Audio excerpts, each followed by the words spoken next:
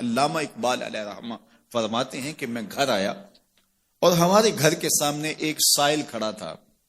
سائل چوں قضائے مبرم ہے، جس طرح قضائے مبرم ہوتی ہے، ٹلتی نہیں ہے، اس طرح وہ ٹلنے والا ہی نہیں تھا. میں نے اس کو لا کہا بابا چلا جا معاف کر، لیکن وہ ضد کر کے گھر کے دروازے کے اوپر کھڑا تھا. میں لاؤبالی کی عمر تھی تو سکول سے آیا تھا، میرے ہاتھ میں چھوٹی سی چھڑی تھی، تو میں نے اس کے کاسے کے اوپر ماری تو وہ کاسا ٹوٹ کے گر گیا اور اس کے اندر جو سارے دن کی ریزگاری جمع کی تھی وہ بھی بکھر گئی.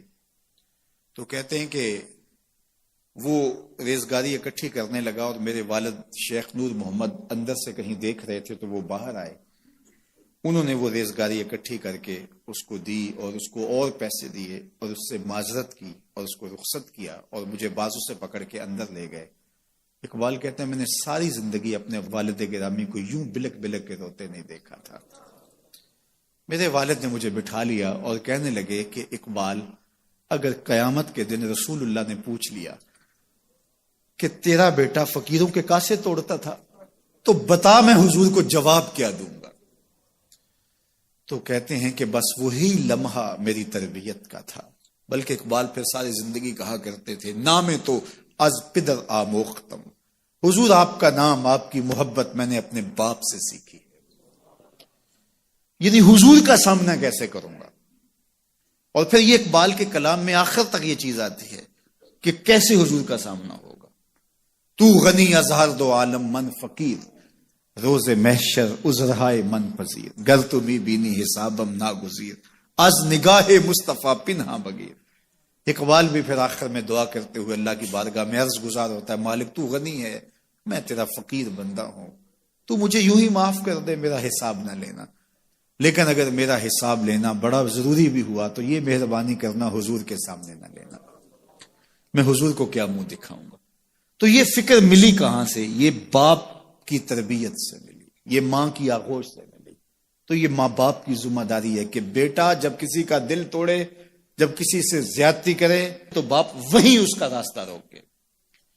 اور ایک فقیر کا لاؤبالی پن کے اندر کاسا توڑ دیا اور باپ نے پھر ایسی تربیت کی کہ اقبال ساری زندگی لوگوں کے دل جوڑتا رہا، ساری زندگی بتاتا رہا کہ انسان کی اصل صورت کیا ہوتی ہے. دل نہیں شاعر کا ہے کیفیتوں کی رستخیز، کیا بتاؤں کہ درون سینہ کیا رکھتا ہوں میں، در غم دیگر بسوزو دیگر آرا ہم بسوز، گفت مت روشن حدیث گر توانی دار ہوش، کہہ گئے ہیں شاعری جزویست از پیغمبری، ہاں سنا دے پڑھ کے ان کو پیغام سروش.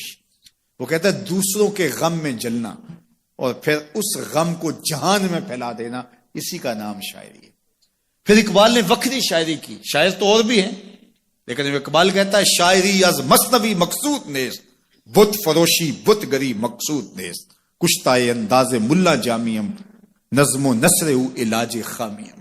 وہ کہتا ہے کہ میں یہ بت نہیں بنا رہا کہ یہ غزلیں تراش کے اور یہ نظمیں تراش کے لوگوں سے داد وصول کرو. بلکہ کسی نے اقبال کو کہا یار کوئی غزل تو سناؤ، تو اقبال رو پڑا، کہا حضور میں اپنے شعروں کی داد قیامت کے دن آپ سے ہی لوں گا. یارا مرا غزل خانے شمردن، یاروں نے تو مجھے غزل خان سمجھ لیا، میرا تو مقصد ہی اور ہے. بلکہ ان شعراء پہ تنقید اقبال نے کی. عشق و مستی کا جنازہ ہے تخیل ان کے اندیشہ تاریخ میں قوموں کے مزار، چشم آدم سے چھپاتے ہیں مقامات بلند، کرتے ہیں روح کو خوابیدہ بدن کو بیدار. ہند کے شاعر و صورت گرو افسانہ نویس، آہ بیچاروں کے اعصاب پہ عورت ہے سوار. ہر وقت لب و رخسار کے تذکرے، ہر وقت نشیلی آنکھوں کی کہانیاں، ہر وقت کدے رانا کی باتیں. کہا تم اس خول سے نکل ہی نہیں رہے، تمہاری شاعری صرف ایک عورت کے گرد گھوم رہی ہے جس نے اس کو تخلیق کیا، اس خالق کے جلوے بھی تو دیکھو نا. تو اقبال پھر اقبال بنتا ہے اور اس کو یہ شعور، یہ آگہی، یہ نور ملتا کہاں سے ہے؟ یہ باپ سکھاتا ہے. باپ کے بعد پھر مولوی میر حسن ملتا ہے جو استاد اقبال کو اقبال بنا دیتا ہے. تو یہ ماحول انسان کو سکھاتا ہے. تو میں اور آپ دیکھیں کہ ہم اپنی اولاد کو کیا دے رہے ہیں.